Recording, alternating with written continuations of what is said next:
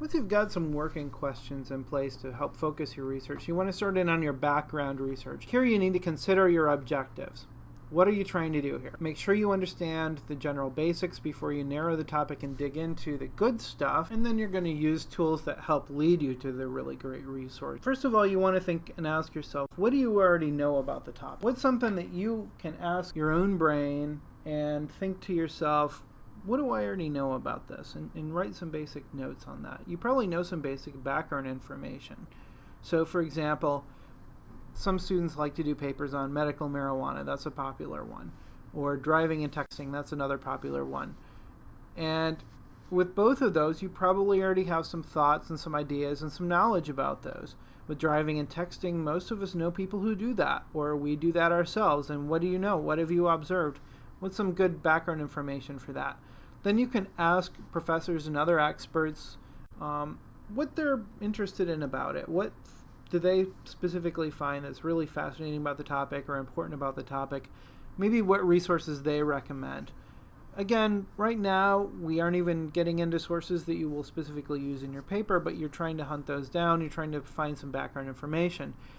You're also going to use for that some reference resources. That includes encyclopedias, dictionaries, even Wikipedia, which we'll get into a lot more here later. And we can look on page 345 of our Diana Hacker Writer's Reference book about what reference works are. Again, she lists those there. They basically are in our lives to give us some basic background information. They're not going to give us specifics about the topics that we really want to dig into, but they'll help you get a better sense of the history of something, a good definition for something, things like that. So how should we use these reference resources? Getting the background information. We should use those for basics and definitions. We should use those to learn what the current issues are relating to that topic. So maybe you know that there's some type of driving and texting general topic going on, but you don't know what really current laws or really current situations are going on. You want to find out what those are. You can also use it to explore for reference and links to quality appropriate sources. You don't want to use your references for pasting generic, easy-to-find definitions into your paper, and you also don't want to use them as major sources in your paper. You generally want to leave those out of your paper. Let's talk about Wikipedia. Many of us have had professors or school teachers that tell us don't even go anywhere near Wikipedia. And that's usually a pretty good rule of thumb for dealing with Wikipedia, but we're in college now. We can take a little bit more sophisticated, nuanced approach, and most of us want to know why rules are in place or why we should or should not use something. So let's get into that with Wikipedia. Most of us know that with Wikipedia, really anyone can go in there and add or delete or edit information. That includes people who might be experts, and I've seen Wikipedia experts out there. What I mean by that is I've seen people out there who are actually well-known scholars in their field who do contribute to Wikipedia. Many times if I'm watching a TV show, I'll also look up information about that on Wikipedia, and I find all kinds of great stuff. And people generally who post that stuff know a lot about those TV shows. But then we have amateurs. We have people who maybe find something interesting, have a hobby, and they'll end up posting things. And some of their information will be good, some of it kind of mediocre. And then, of course, we have the knuckleheads, people who go on there and they don't know anything, but they think they know everything, and they're going to contribute too. And we have no way of really knowing who is who. We can go into Wikipedia and figure out who posted things, but again, you don't always know who those people are. Sometimes we can get immediate information, and oftentimes Wikipedia has breaking news. People are adding things to Wikipedia articles as they're happening. That's a great thing. You know, encyclopedias don't even have that, as wonderful as they are. But oftentimes, because breaking news is not always accurate, oftentimes the information in Wikipedia is not accurate. And that's happened a number of times to students who I've worked with, that they go in and they get information from Wikipedia and they're proud of themselves for finding information, but it's not accurate at all. Sometimes with Wikipedia, though, you can use the sections, references, further reading, and external links, and those will often lead you to good sources. And we'll talk about different types of sources as we go on. But you can find good sources if you look in those sections. Oftentimes they'll link you out at other places on the internet, or you can use those to look them up in the library, other places like that. However, Wikipedia is not considered an appropriate source for your writing projects in this class. Again, I have no way of stopping you or knowing if you use it for background information, and like I have talked about in this module, that's not always such a terrible thing to do, but do not put that into your papers. Wikipedia is an example of a reference work, and the founders of Wikipedia even said that that was their main goal, is to make it like a living, breathing encyclopedia, not something for use for really heavy research. I'm sure most of you realize that Wikipedia is very, very popular, and many students use it even when professors tell them not to. So in every class, I like to take just a couple of minutes to explain how to use it properly if you're going to use it for research. Number one, it should not be a major source that you use. In fact, I really should not be seeing Wikipedia pop up in your works cited pages, or if you're doing an APA format, your references page. That doesn't mean you plagiarize and not mention it at all, even if you do get a lot of your content. And we use Turnitin, and believe me, anytime you use Wikipedia, if you're copying content, even just a sentence or so, it'll show up in Turnitin. Since Wikipedia gets so much use, however, I like to take some time to talk about how to use it responsibly. The example we'll use is a search on developmental disabilities. Again, maybe for your paper, you're talking about needs for people with developmental disabilities who live in Marshall County. And you might be trying to come up with an idea, okay, I want to do my research paper about this developmental disabilities, and I'm going to focus on Marshall County, but I don't really know where to go from here, or what to focus on, or even really much about what that means. If that's the case, then Wikipedia might be a good place to start at least looking for some resources. Again, Wikipedia should not be a major resource for you, but it's a way of leading you to better sources and more credible sources. Looking at the screen in front of you, you'll see part of a screenshot from an article about developmental disabilities. I took the screenshot quite some time ago, so it may not be exactly as you would find it today. That's one of the other weaknesses of Wikipedia. But you can see there in the general article, you can see there's some interesting, good basic information, and next to certain parts of the information, at the end of the sentence or even after a word, you'll see these little numbers. If you click on those in an actual Wikipedia page, those little numbers will actually take you to references down at the bottom of the Wikipedia page.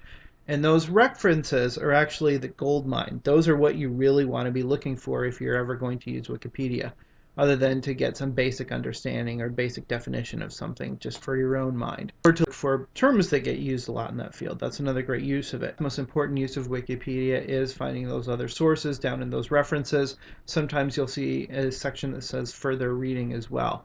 And down there you'll find some really good credible sources. Sometimes you'll find some academic or scholarly journals referenced. Usually you can't link directly to those, but you can take the authors or titles or other things and look for those in your periodical database available to you through our college. Many students have found some really good success doing that. Let's pause just for a moment and do a little brief review. If you need to, stop the recording and look at the page and take a few minutes to think about these if you need to. First, what are references resources? How can they help us in the early stages of research? And should we consider them appropriate sources to include in our papers? I'm going to introduce a couple of terms that we'll be using as we discuss types of resources. And these sources are primary and secondary. Oftentimes we think about the word primary as meaning main, M-A-I-N, not main like a horse. Main or first sources, the main thing that I'm going to use. But we're going to think about it in a slightly different way. If we look at the Ruskowicz book on page 469, we can see this definition. Primary sources are the first-hand, raw, or original materials that researchers study and analyze. So they're looking at the resources that have raw information that maybe somebody originally wrote as they were watching something go on. We'll get into some examples here in a second. Secondary sources are analytical works that comment on, interpret other works. I like to think of these as either filtered sources or unfiltered. The primary sources are unfiltered. You're seeing them without anybody else telling you what to think about them. And then secondary sources are filtered. They're filtered through the lens of someone else looking at them and telling you about it. Both are very good things to look at in research, and sometimes we need a little bit of both. Let's look at some examples of primary sources versus secondary sources.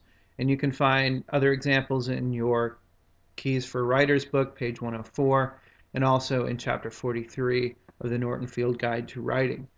So let's look at some examples of primary sources. We've got historical documents, like the Constitution or the Emancipation Proclamation. These are, again, the first-hand historical documents that were drafted for whatever purpose that they were used.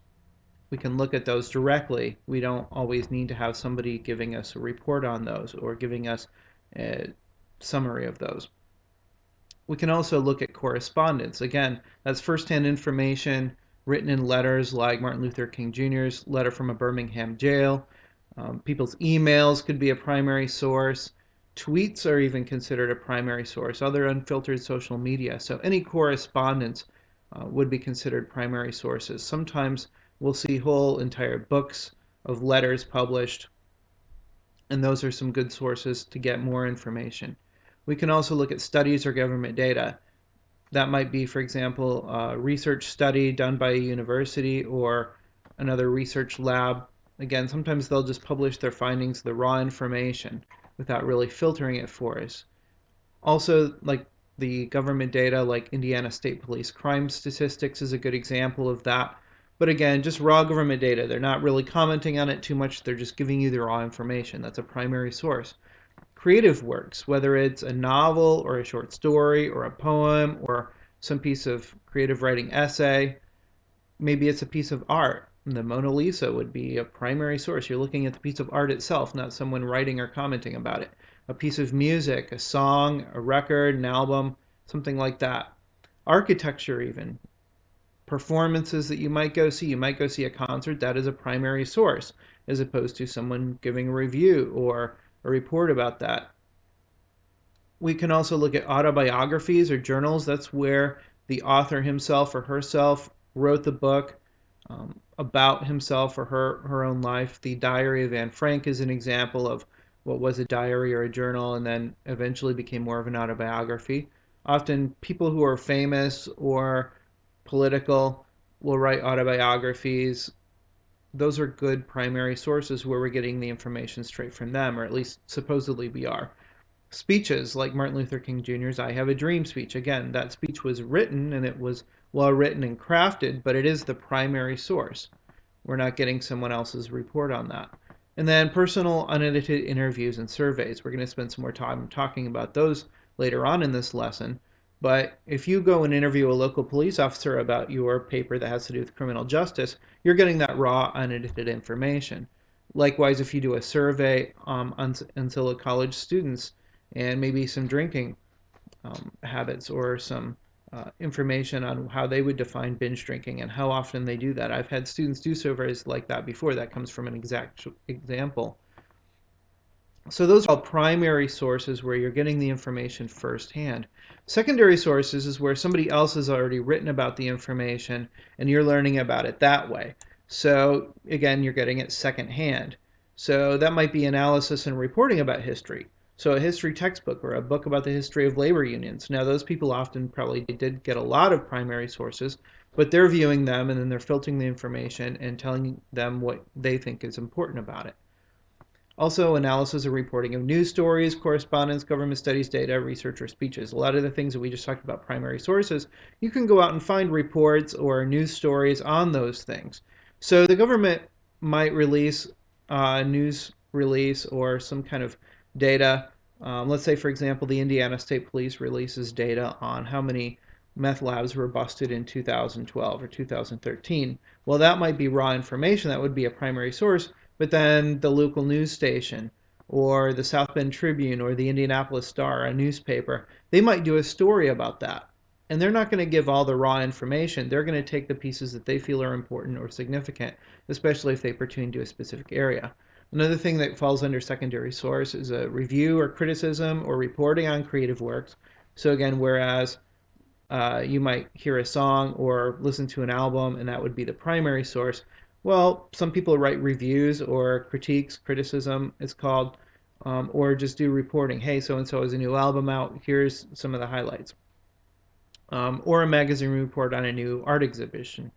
That might be good. Also, biographies where it's an author writing about someone else, that's a secondary source, or published or edited interviews. That might be the interview that you see on the news or on a news magazine or on ESPN or somewhere else where a reporter has sat down with someone, done an interview, but again, they've gone through and edited that. They've usually boiled it down for time. More and more, you can see the raw interviews, or at least supposedly raw interviews out there where they just have the entire thing without editing, but many of the things that you're going to see on TV are polished and edited, and they're only going to include things that follow a specific storyline. You should use some caution then when you use interviews that you might access on TV, radio, or even publications on the internet.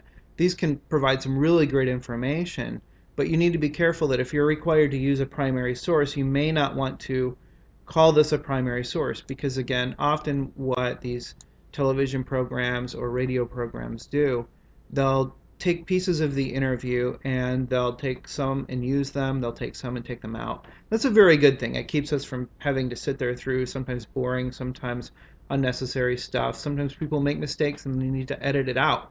I edit these presentations for you quite a bit. But that also can make it less of a primary source. And sometimes even the people being interviewed had things they really wanted to say and a whole story they wanted to get across, and that'll be cut out of the finished interview. So I wouldn't really refer to those as primary sources.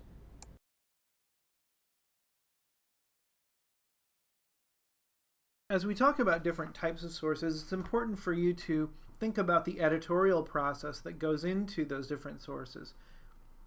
We just talked about periodicals, and a couple of types of periodicals are magazines and newspapers. As you can see on the screen, I made a little graphic there. The articles usually are first written by the author, then they're reviewed by one or more editors, and many magazines and newspapers also use fact checkers. Those are starting to get a little bit out of vogue now that people use more online sources that are a lot quicker to access, and so many editors also do the fact checking job. But that's a general editorial process. There's an author, then there's one or more editors, and then they pass it along to the general public, readers like you and me, again, either in print or online. Another type of periodical that maybe you had never heard of before this class is the scholarly or academic journals. However, you're going to be doing a lot of work with these in this class, so let's spend some time discussing them. Usually these are journals published by universities. Occasionally they have other sources, but usually they're published by universities, and they usually include articles by people who are specialists and researchers and professors in particular fields. Some of them are very broad, some of them deal with very narrow subject contents, and maybe they come out every quarter, so maybe every 3 to 4 months. Sometimes they come out twice a year, once a year. But usually there's a longer process involved than what we just looked at for magazines or newspapers. So let's look at that process. It's called the peer review process. Some books, including some of the books that we use for this class, call it the refereed process. So in case you bump into that, that's what that means. Let's look at that peer review process. You see on the screen, I have that graphic there with the author. The author writes the article, and then it's sent along to an editor. And the editor will look it over and decide yes or no, I think this has some potential. And then the editor will send it out to peer reviewers. And this is a really important concept. Peer reviewers are going to be other scholars in the field. So the author himself or herself is going to be a scholar, a researcher, a professor within a certain field. And then the editor is going to send that out to different peer reviewers who are also scholars, professionals, professors, experts in that same field. They're going to look it over and review it, and they're going to not just fact check it, but look at the research that was done. If they think it was quality research, whether they agree with it or not, was it worthwhile research? Did the person cite the sources and do a worthwhile job on it? They're going to look it all over, and then they're going to send back some feedback, some information, some ideas on ways that it could be better. They're going to send that back to the editor. Oftentimes peer reviewers are not known to the authors, and oftentimes the articles are sent without the peer reviewers even knowing specifically who the author is, because once in a while there are some personal preferences and we don't want that to get in the way. So the peer reviewers send the information, the feedback back to the editor, who then sends it back to the author, and the author revises, reviews, keeps working on the journal article. And eventually the journal article gets done and gets put into a scholarly journal. And the people who read that are generally scholars, readers like you and me, people who are within what we would call academia, who are in the college and research fields. You're not going to usually find scholarly journals out in the checkout line at the grocery store. You're not even going to find very many scholarly journals in a public library, at least not in a place like Plymouth. Maybe some of the bigger cities, they would have more of those. You're mostly going to find scholarly journals either at the university libraries or in research like lab type libraries, or again, we're going to look at some places online where you can find that information as well. So we can see here that the peer review process is very rigorous, and the result of the peer review process is that you know that the credibility for the article is really high. You know you can trust the results. You may not be able to agree with them, and there are lots of disagreements even within scholars in the same field. They're constantly having arguments and discussions on what the best ideas are. And that's part of the great field that we work in and study in, all of us. And we can see that as very rigorous, though. And as a result, the end product is something that we can trust to put in our papers. We don't have to worry if we're getting good information or not. And that's why often with your papers for a college level course, you're required to at least have some sources from scholarly academic journal articles. When you're looking for these great sources, then, you want to know where to look. And you can look in periodical databases, and your Ancilla College library offers access to several major databases. The library actually provides an excellent tutorial on how to use the EBSCOhost database. Those lessons and other information on searching the databases are in the presentation, Digging into Databases, Your Best Research Source. And you'll want to look through that, and we'll also have some exercises to help you solidify and practice that information. The Ancilla College Library is your home for research sources online and on campus. Many of my online students actually are on campus quite a bit, and I encourage you to go spend some time in the library, not just messing around and doing other homework, but actually doing some research. They also have quite a few resources online that you can look through. And again, we have various lessons and tutorials to look at those specifically within our Writing 1 class. You can see the web address for the Ancilla Library right on the screen. At your Ancilla College Library, you can also find a number of resources both on campus and online. Let's run down through a quick list. On campus, of course, library, you can always find lots of great books. You can find these journals that we've talked about. You can find magazines. You can find media, which is DVDs and CDs. That means sometimes there's a good documentary available that you can use for your papers. Or CDs, again, if you're talking about music or some other things, even books on audio. You can also find some computers and printers that you're able to use. You'll find knowledgeable library staff ready to help you with your research. Keep in mind that the librarians have special training and often have advanced degrees like graduate degrees in helping you with your research. So these aren't just random people off the street who needed a job, so we give them a job hanging out in the library. We do have some student workers in there. They're not trained researchers, but they can help you with basic stuff. But the library staff, the librarians, and the people who work there full time, they're waiting for you. They're ready to help you with all kinds of great research needs. There's also a coffee and a tea bar, which, doesn't have much to do with research, but is helpful if you need that little kick.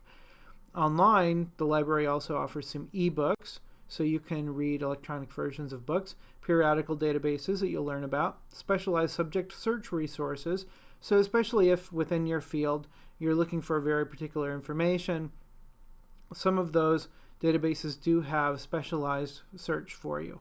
Resource centers that help you dive more into specific topics as well. They also have some good tutorials that will help you learn how to use these different resources and databases. They have information about copyright, so you don't violate copyright information. And then they do have a library catalog search that will also help you as you're searching for all these different things that will be of great benefit to your research. Of course, there are many different sources available for you, especially with the internet out there. We'll talk a lot more about evaluating those different sources in another presentation. But our textbooks have some good lists and some other good information on types of sources that are out there. On page 477 of the How to Write Anything book, you'll find a list of sources with info on their usefulness in academic research and where to find those. That's a really great page you should look at. And then in the Hacker book, Writer's Reference, pages 334 through 346, those also have good information pieces about the different types of sources that are out there. If you're interested in doing what's called field research, that's interviewing experts or using questionnaires to gather information, you can look at chapter 42 of the How to Write Anything book, and it's called Doing Field Research. I'm happy to work with you on those things. Those are some advanced techniques that we will not talk about quite yet, because right now you want to focus on basic research. But if down the road you're interested in doing something like that, I can help you with that. All right, time for a little bit of review. And we're going to go back over some of the key terms and key ideas that you're going to need to know. Make sure you know these key terms: reference sources, primary and secondary sources, periodicals, peer-reviewed, periodical database. And make sure you understand these concepts: editorial process, how to find the best sources for college-level academic research, and the library sources available for you. Now that you've watched this presentation, you should go on to the next presentations in our series, evaluating sources and digging into databases. And after you've watched and listened to these, you should be able to go on to some fun practice activities. These are all designed to help you move toward your major projects, and you should be getting going on those too. Again, these are not just things that we put in place because we want to get paid and we have to do this in order to do our jobs. These are things that you really need to know to do college level writing for the rest of your college career. So make sure that you understand these concepts, make sure that you practice these skills, and you'll get better at them as you practice them.